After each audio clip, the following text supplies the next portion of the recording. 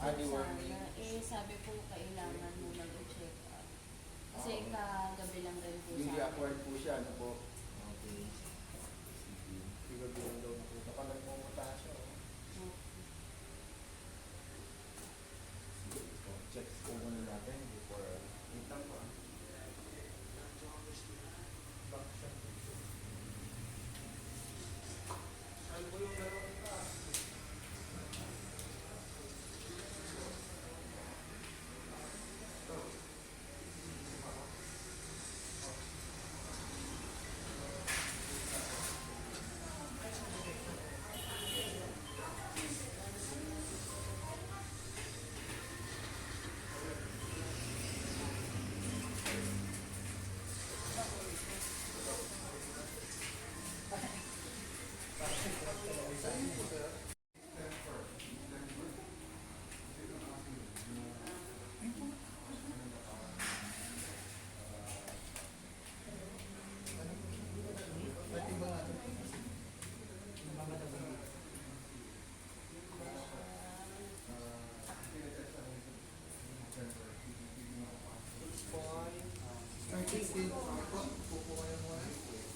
Hindi po pa, hindi po pwede. At least, opo, at least po 1 month na. Kasi stress pa po yan sa, opo, stress pa po kasi yan ma'am sa mga pagkailangan po niya. At wait po tayo ng 1 month before po siya i-improve. Pero dun sa 1 History po ba siya na deworming man lang or vaccine? Wala daw po talaga. Wala. Nothing Ngayon at pa all. lang daw po talaga. Okay. Pero so far, upon arrival po sa inyo, wala naman na-observe na vomiting o diarrhea. Wala naman po. Umubo siya kanina, matigas eh. Mm. Temperature. Matigas pong tayo niya kanina eh. Temperature. Ang concern ko lang sa kanya nang bumuta siya. Ang pagmumuta po kasi is not a sign of good health. No? So, it could be worms or other problem. No? Kahapon lang rin po siya napaliguan. Yun po. Pero so far, okay naman yung color ng gums. No? Hindi naman magpapla. Tsaka active naman po siya eh. Active.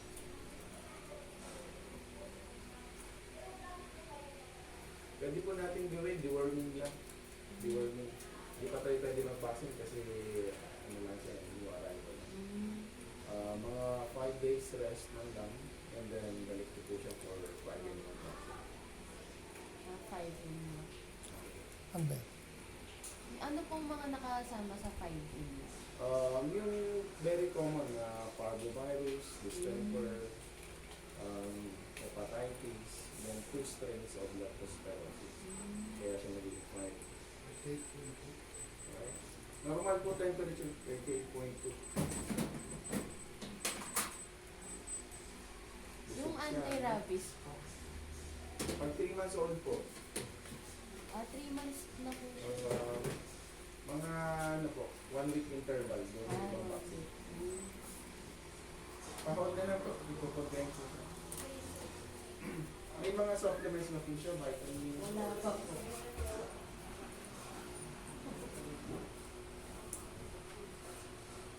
Siya po si... Ayaw. Ayaw po, tama. Opo.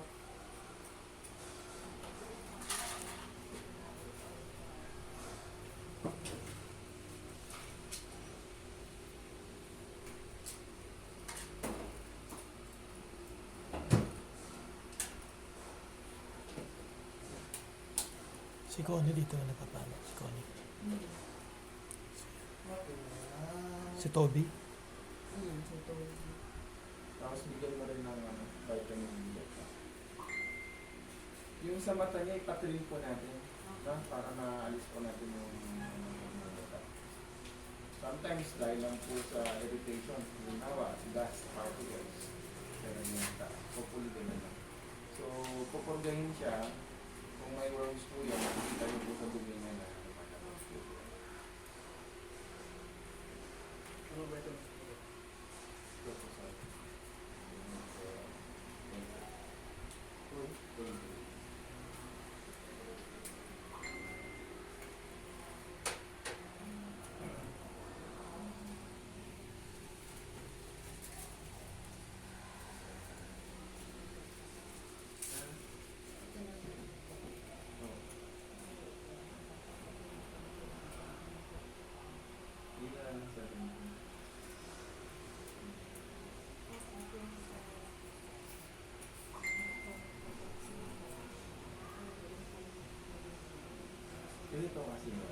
Yan pala yan pag ano, no? Nakakagat ko lang ang obserbahan ng 10 days.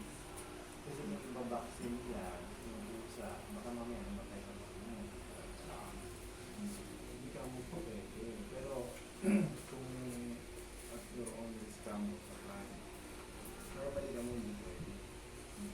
Nakangulog sila na ano. Kung hindi i-assist nila, mag-deliver na lang. Hindi naman, mawawala yung validity mo. Makatok. Ito po yung vitamin A yan.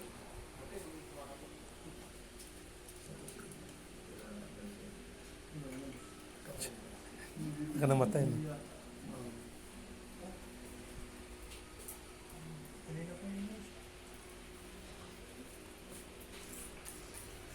Ano pa na?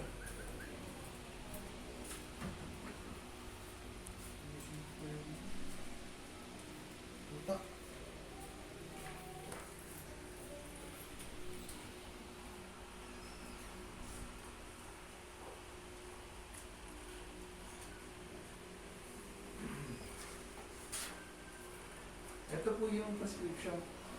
Maintenance Lapit ka rin dito, sila. no? For like vitamins saka immune support. So, starting dose po natin is 1 ml per day. No? Zero po siya na mas madali yung baby. May kasamang syringe na rin yan. Itutulog po sa inyo kung paano. Parang ganun lang yung pagpulga sa kanya. Dito lang sa sign. So, yung vitamins, pati NB, 1 ml per day. So, immuno zero, so immune booster, 1 ml per day.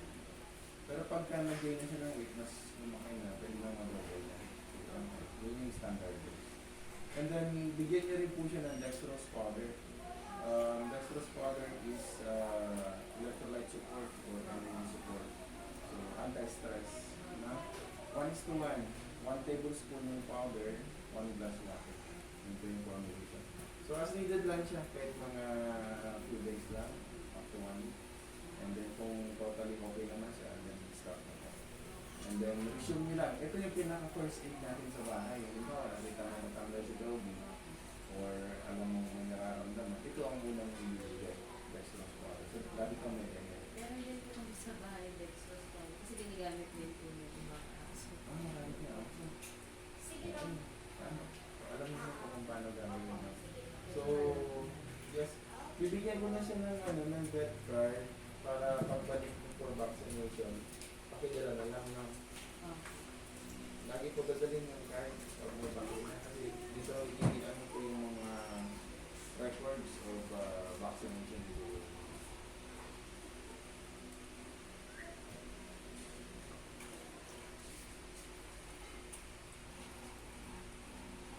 Tapos, ganito, no? Siyempre, wala pa siyang bakuna. Totally unprotected siya. Huwag mo muna i-associate sa ibang cancer na suspected na may illness. And then, huwag din mo nagdagala sa ibang bahay. Familiar po kayo sa mga diseases na Namatay na po kasi isa namin last 2 weeks lang eh. Yung yung beagle namin na ano pong parbo.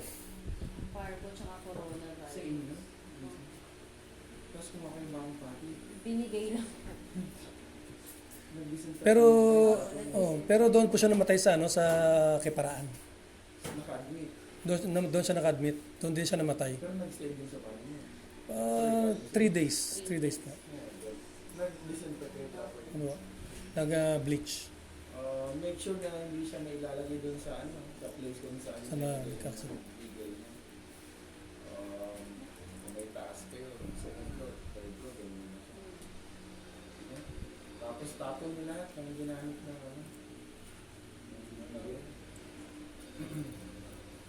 Pag tag-ulan, very rampant ang parvovirus. Common siya. Tagulan.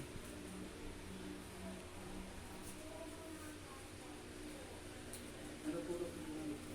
Tablet. Tablet po. Puffered po.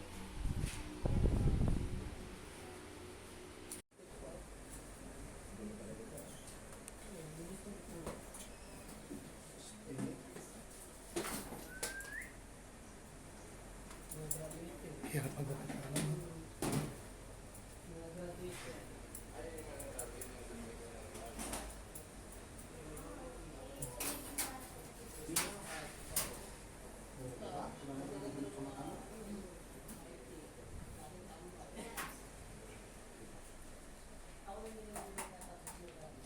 Asan na siya?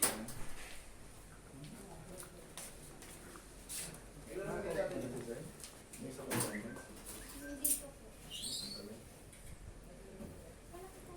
Doon na lang daw yung payment. Halika na. Tapos na. Okay. Okay na, sir. Okay na po. So, thank you. Thank you.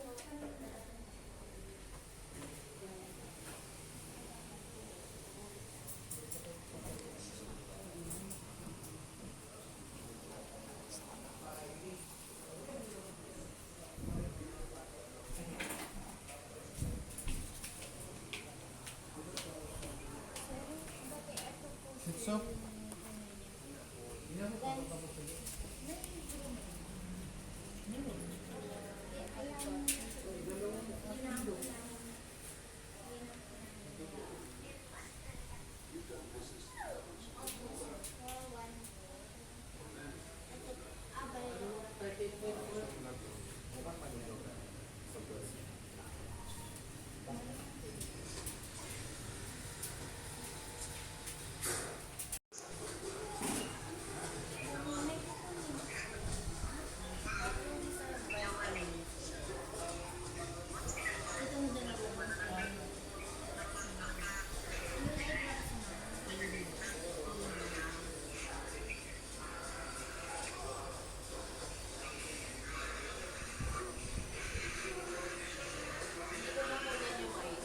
Sige. Kunin ko. Kasi baka mga kailangan niya talaga yun.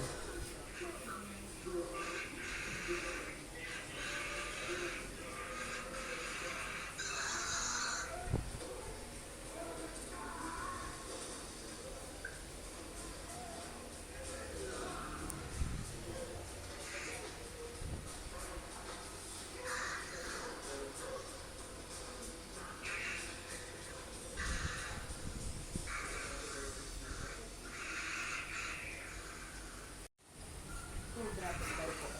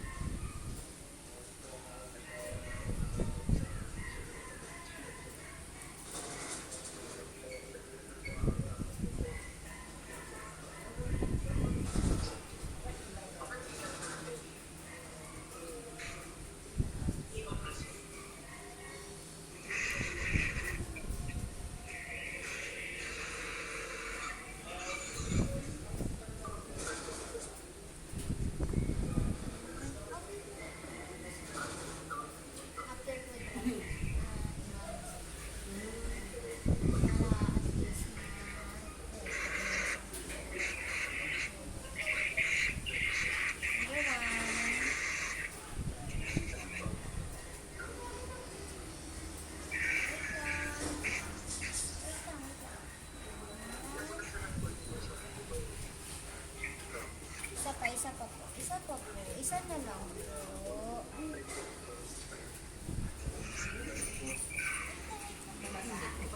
Ikot niya. Papadiworm lang po. Bakit ka manikot, baby? Hindi ko Ano siya, no? Ayaw niya po. Hawakan mo sila, tumayo ka.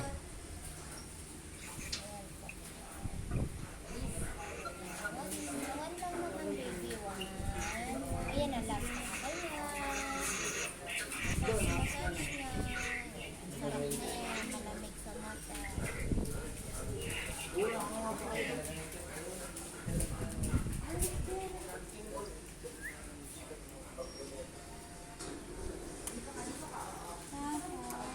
Tapos, mamayang gabi po ulit.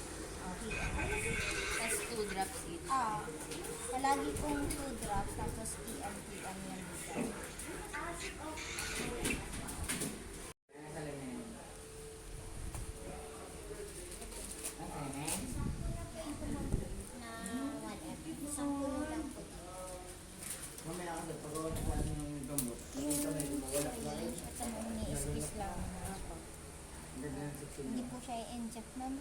Oral po siya.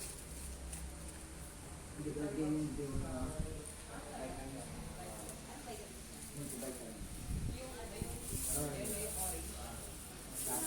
Yan, inumin ng vitamins mo ha. Para mas maging healthy ka.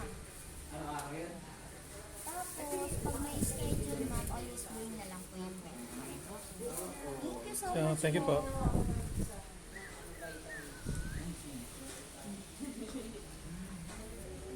Sige na, ulam pa yata? O, ang biya.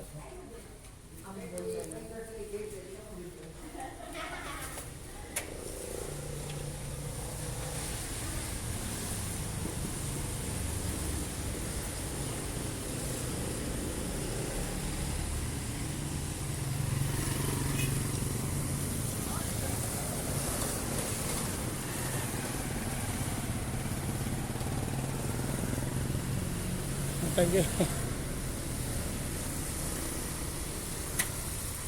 Pagpag-iba pa mo sila na. Makakasakay ka ba dyan? Teka lang, doon ka muna pumunta kayo sa 7-Eleven.